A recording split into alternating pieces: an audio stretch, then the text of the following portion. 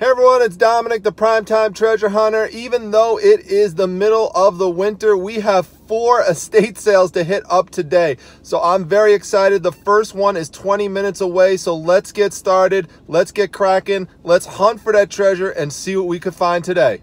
Yeah, I live a better life. I got a house now, just bought a new car. I'm driving drops now. I had to leave the streets alone. I put the Glock down. I get busy. This is my city, my town. All right, I just got here, so I'm going to show you the walk up in just a moment. But just for frame of reference, it's about 10:30 in the morning. This sale started at 9 o'clock. Now, the reason why I am starting late is because, you know, this is part of what you have to do sometimes when you are balancing out having a family with a reselling job, is you have different responsibilities you have to split up. So my son had a basketball practice from 8 to 9:30 this morning, and the commute, taking him there, bringing him back. By the time I was able to get him home and get out of the house and get here, it's around 10:20, 10:30 in the morning. So, but I want to put that up to make sure you know you don't always have to get there first. And so there's lots of things you could still find, but that's where you have to use your knowledge, and you really have to use your picking skills, and you know, and get in there and start searching and start you know, using that knowledge that you've acquired over time to help you find stuff once everyone else has gone in there first and picked a bunch of things out. But there's still things to be found, and we're going to show that throughout the day. So let's head on over there, get in there, and find some treasures. The house is right over here on the corner with the black truck in it. So, you know, it seems like your typical size home. Not too old, but not too modern. You know, fairly older neighborhood. Houses probably built in the 70s. So there should be some good things in there.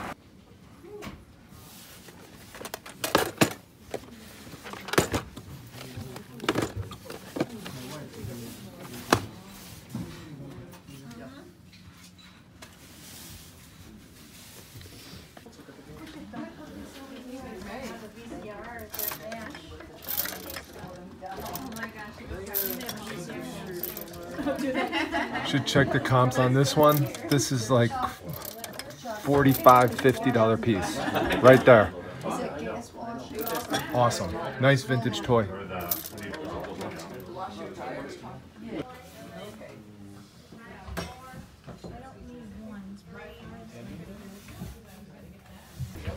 Heading downstairs.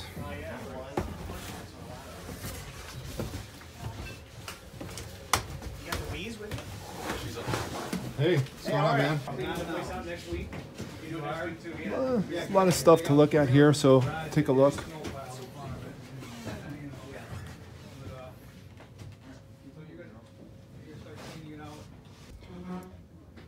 You know, I'm gonna pick these up for $1 because this could be helpful in displaying that Budweiser golf shelf that I picked up. So this is a no-brainer. Pick these up, it'll help make that sale for a $1 investment. And I could use it for other things down the road too.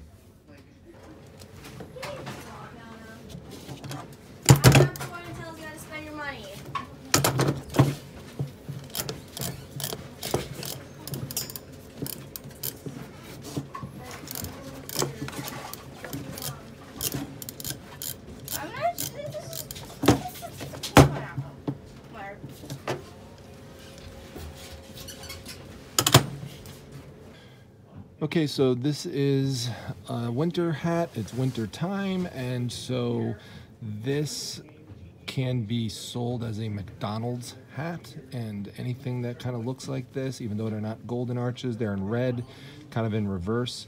This type of thing will sell for around $18. So you pick it up for $1, throw it in first class, light, easy to ship, nice quick profit.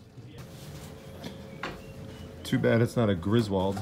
Could sell it for $1,400 like Craigslist Hunter. Oh well.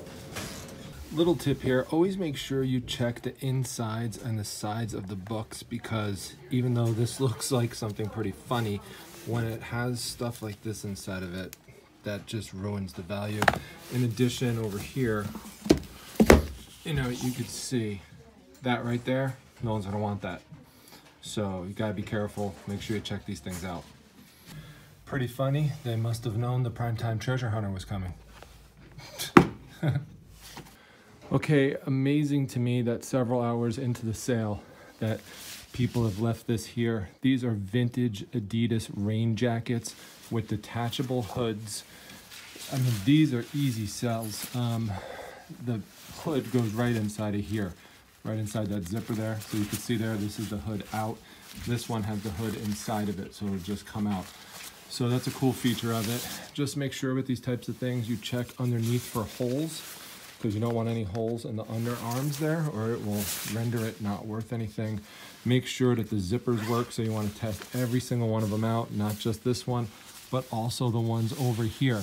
So for $3 each, these should flip for around 35 to 40. So definitely good pickups. Plus they're light and easy to put in a first class envelope. And so it's just a no-brainer pickup. I cannot believe people just left this here. Amazing. And more amazing, gets even better when you open up this zipper. So this one, we've got matching pants inside of here too. So this just adds to the value. This is perfect. Plus, you know, with checkout, you just zip it up and it's only gonna cost $3 for 2 pieces of clothes. Perfect. Then we got this one here we're gonna add to it. All right, that was a very successful first hunt. For those of you who are new to my channel and the haul videos, if I can't talk to you at the moment because there's someone hovering over me or standing right next to me, I just give you the thumbs up and we'll do a recap later and talk about all the items. So we're gonna do that later on at the end of the video. So we gotta head over to that next sale. One thing just to keep in mind is if you know there's other sales you need to go to, don't focus on that a lot when you're actually at the sale. Try to be present and in the moment. If there's a lot of opportunities available to you, exhaust all of those first. Then once you've done that, then think about the next sale. Because what's the point in rushing out of a sale? I see people do this all the time. Oh, I got to rush out of this one and go on to the next one. Why do you have to do that? If you have lots of opportunity here, you don't know. That next sale might look good and it turns out to be a total bust. And then you left a lot of opportunities at the first sale that you were at or at the earlier sale. So just keep that in mind. Be present in the moment. Don't put extra pressure on yourself. Just have fun, enjoy yourself, use your knowledge, use your skills, pick those items that you know are profitable. Once you're done with that, head on to the next one like we're gonna do right now. So let's get on over there. All right, we're in a very nice old area of Syracuse.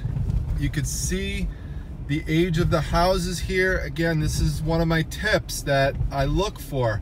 I love being in these old neighborhoods because this is where the old stuff is. And as you can see here, we've got the line of cars. We've got the sign for the estate sale. So even though it's 3 hours after the estate sale started, and here's the house right over here, there's still cars lined up. So we're gonna get on over there. Now, unlike the last sale that I went to that was run by an estate sale dealer who I know and who is known for giving great prices on things, this one, I believe, is run by a family, not by an estate sale company. And that's fine. It says on the ad that they want to liquidate and just get everything out. So hopefully that's the case when we get in there.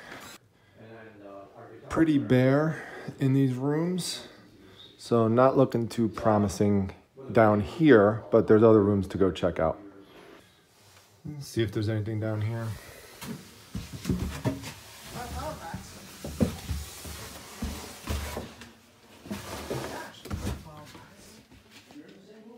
Not too much.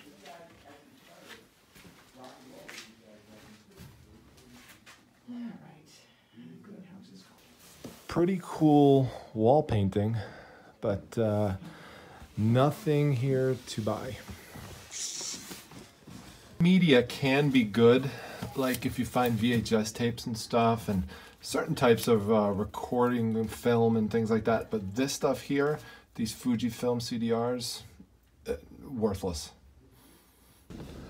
Okay, so that one was a bust. There was nothing there to get. And this is the risk that you take sometimes when you go to an estate sale and you don't have pictures to look at. Because if I would have had pictures to look at that showed those bare rooms and I had other sales to go to, I would have allocated my time to those other sales. It's just this one is on the way to those other sales, so it doesn't really hurt too much to stop off and take a look at it. But this is the one, if you look at one of my recent videos that I put up called How to Crush Estate Sales, and I was showing you the listings that were available during the week of some estate sales to go to. This is the one where all you see is the back of the house. It's white, and then there's a description of things that are available, but there are no pictures. And so, you know, it's a risk. We could have shown up to this one and it could have been amazing. I've had that happen before, but sometimes, you know, you throw your fishing reel out there, you throw the line out there, and you get a boot. And that's, you know, what happened with this one. But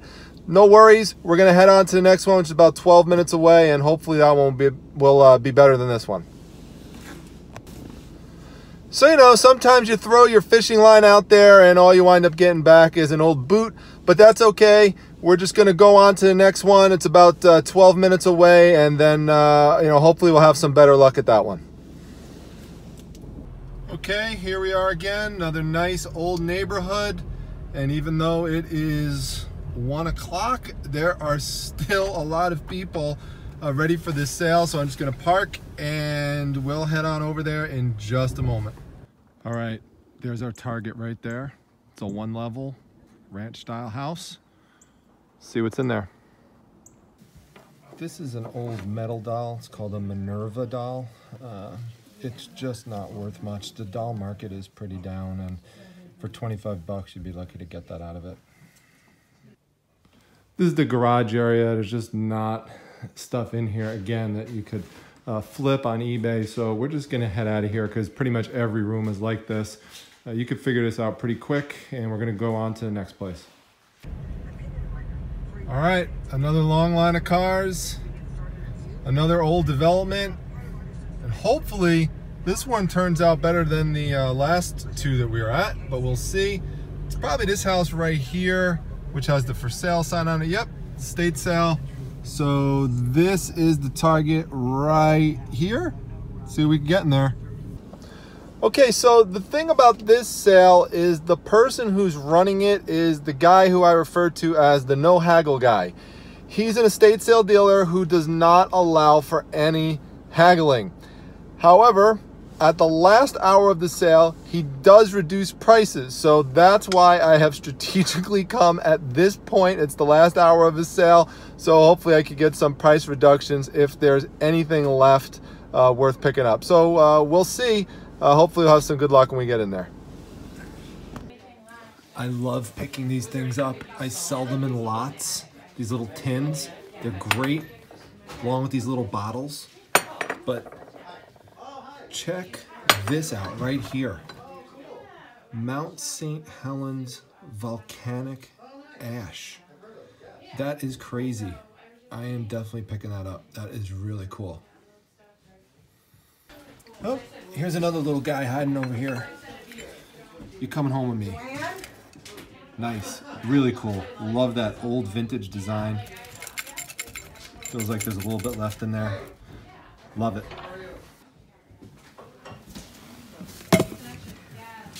All right, so even with those price reductions, the only thing that was good to pick up were those tins, so I didn't even bother showing you the rest of the stuff in the house because, again, there really just wasn't much.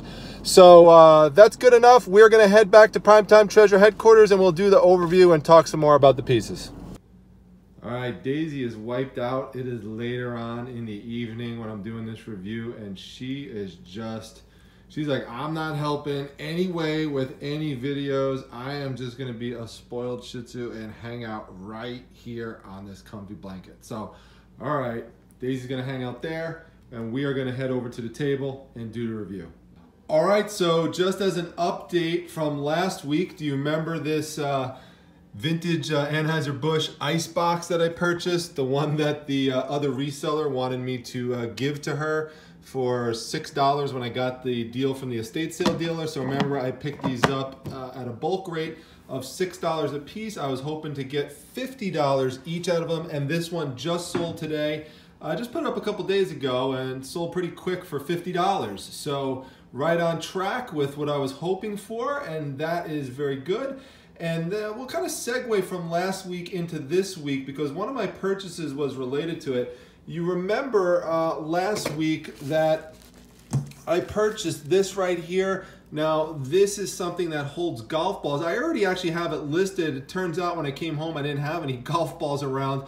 But when I saw this, I just jumped at it at the sale because now I could just line these up and I could just retake the picture with the golf balls on it. And, you know, I'll just say golf balls not included. But when you could display what the item actually does like this, it makes it much more sellable. So I'm gonna hang on to these golf balls because you never know when I might need it for something else like this again. So, you know, that's another thing you could use estate sales for, is this type of stuff. You know, you just never know the resources that you'll be able to find there. So I love that. So these are not to sell, but they are to help me sell. They're basically props. A few other things that I got there that were good. This was the first thing that I got at the sale right here. It's this vintage puzzle. Now the key word here is SIFO, or it might be SIFO, I'm not sure. But these, along with the play school puzzles, I have a bunch of other play school puzzles downstairs like this. You're looking for these wooden ones right here. And so, you know, they just kind of come out like that. And they're these thick pieces. That's what you're looking for. Don't get them when they don't have all the pieces, because they won't be sellable that way. In addition, don't get ones that are really significantly damaged. It'll be tough to sell. So the challenge will be if I'll be able to put this puzzle back together again. I'll be able to do it. But so these, what I do is I amass them in lots, and I sell them in like lots of 5 or 6. And you'd be surprised, these puzzles, they could go for $50, $60 in small lots of, like, you know, anywhere from like 5 to 10.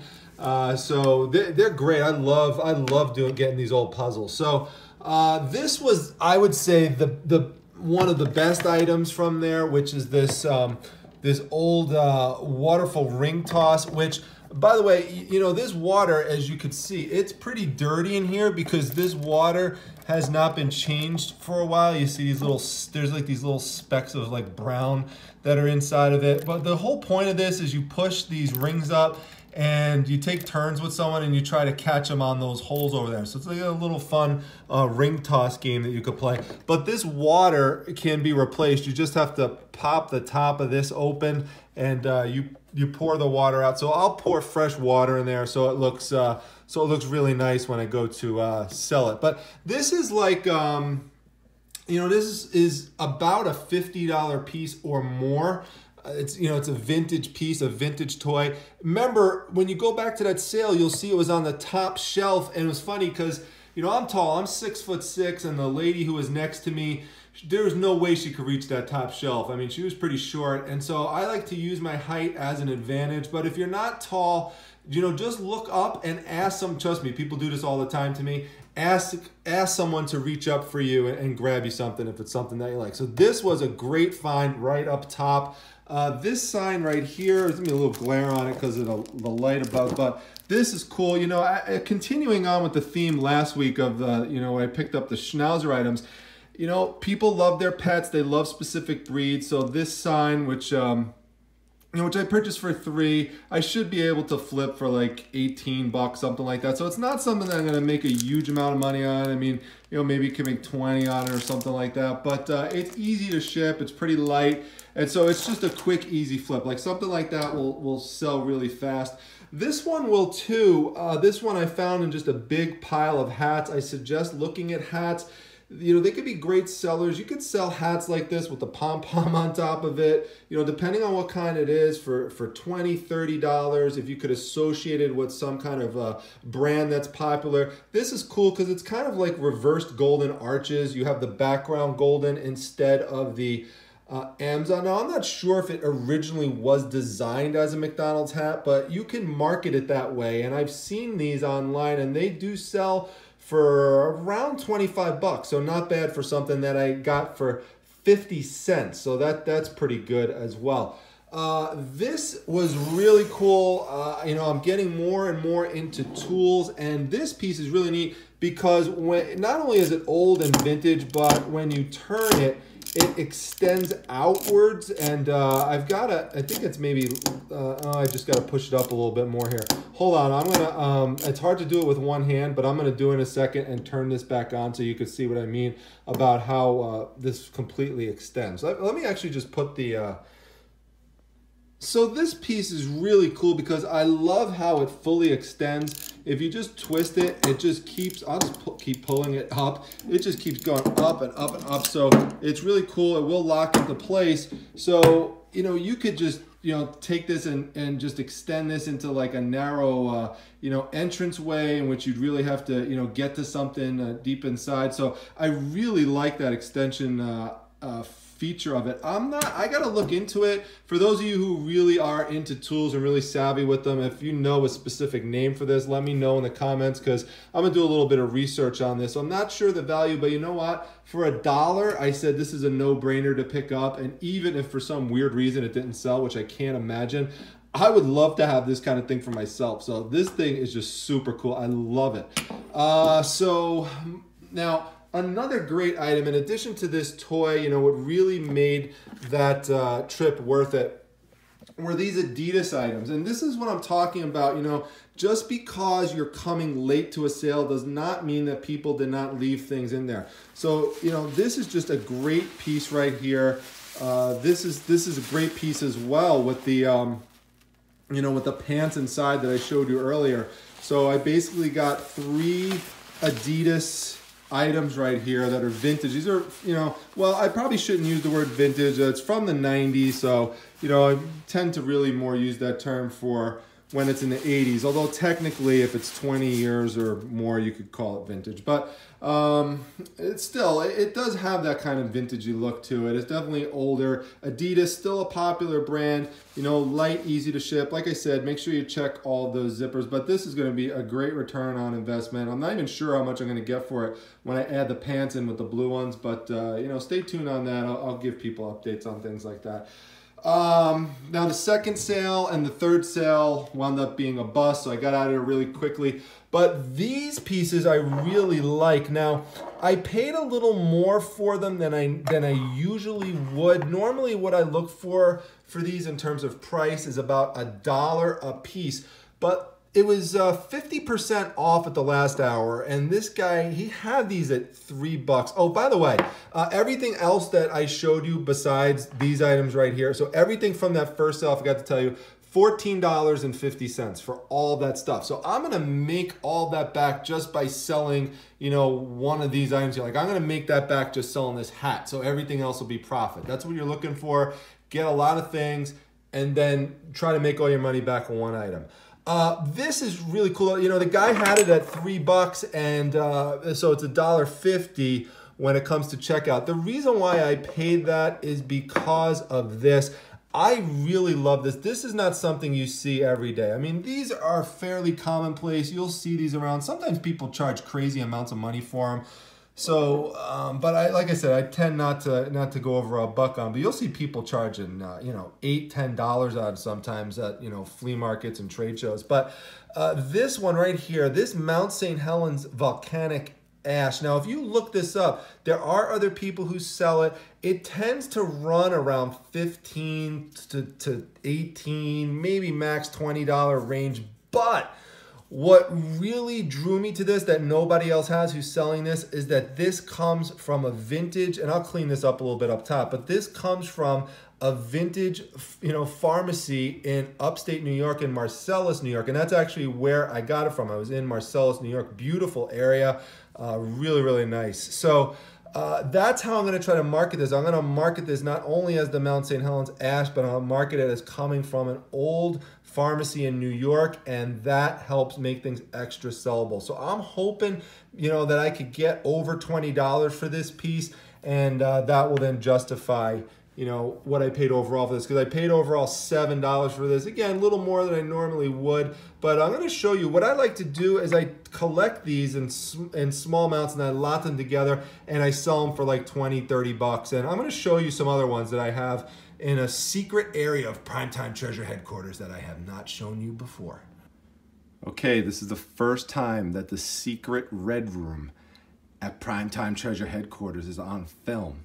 Only showing you a very narrow piece of it, but what you can see here on this shelf are all sorts of other tins like this that I've purchased, and I like to display them and I like to look at them like this, but the whole point of me putting these on here is that I'm eventually just going to take them off and just sell them into lots. And so, you know, people love this sort of stuff. They love to, you know, when they're, you know, trying to make a, you know, an old cupboard kind of look, or, you know, replicate like an old pantry or a country store. These are the types of items that they want in there. So you could get a lot of money for them if you lot them together. You just have to have some patience, because the chances that you're going to find all of these at once are low. These are just ones that I just continue to accumulate over time. Wherever I see one, pick it up. Just like the puzzle. See it, pick it up. Then the next sale you're going to see one, pick it up. So that's a tip for you, something that you could do with those types of things. All right, everyone. Well, that's a wrap. That was really enjoyable taking you out to those 4 different estate sales today. There were some really great items I picked up, and I hope you learned some things from them. Find something similar along the way in your travels. Always remember that not every sale you go to is going to be one that you're going to be able to find something to flip. A lot of them you will, but there's going to be a lot that you won't. That's okay. Don't feel pressured to purchase something just because you went to a sale. That's one of the biggest mistakes people can make. So just move out of here real quick if you realize it's a dud, and get on to the next one. So, and that's exactly why I said at that first sale at the end, don't feel rushed. You're at a great place, right? You're at a great place. You have stuff. Take your time, go through it, then move on to the next one, you know, because that, like I said earlier, that next one could be a dud, and sure enough, that second one was, and the third one was, but then the fourth one, there were some good items. So, you know, you just never know. You got to go out, you got to look, but again, just remember, you know, that you're not, it's this idea that you're going to just go into every estate sale and just crush it. It just doesn't happen that way. So I just want to bring you the reality of what it is like going to multiple estate sales in one day like that. So, you know, and don't get me wrong, there's some days where you could get lucky and every single estate sale winds up being great, but then there'd be other days where, you know, most of the sales are bad. Today it was a 50-50 split, and I'm fine with that. Everything was pretty close together, so it wound up being an efficient use of my time. Make sure you plan your route effectively. You don't want to be wasting time driving this way and that way when you could just make a clear connection of different points, so point A, point B, point C, point D, and then head back to wherever it is that you need to go.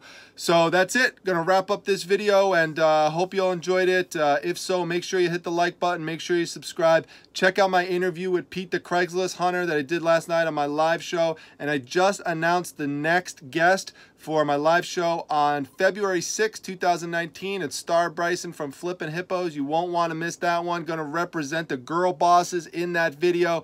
So I hope you all come by to that one and set your calendars. That's Eastern Standard Time. Make sure you join my Facebook group, the Facebook Reselling Resource Center. The link is down below in the description section, as well as the link to my Instagram account. That's @prime_time_treasure, and lots of links. There are affiliate links to items that you could use to help you in your reselling business in terms of supplies and stuff like that. So go check them out. I appreciate the support, and I will see you all at the next video, everyone.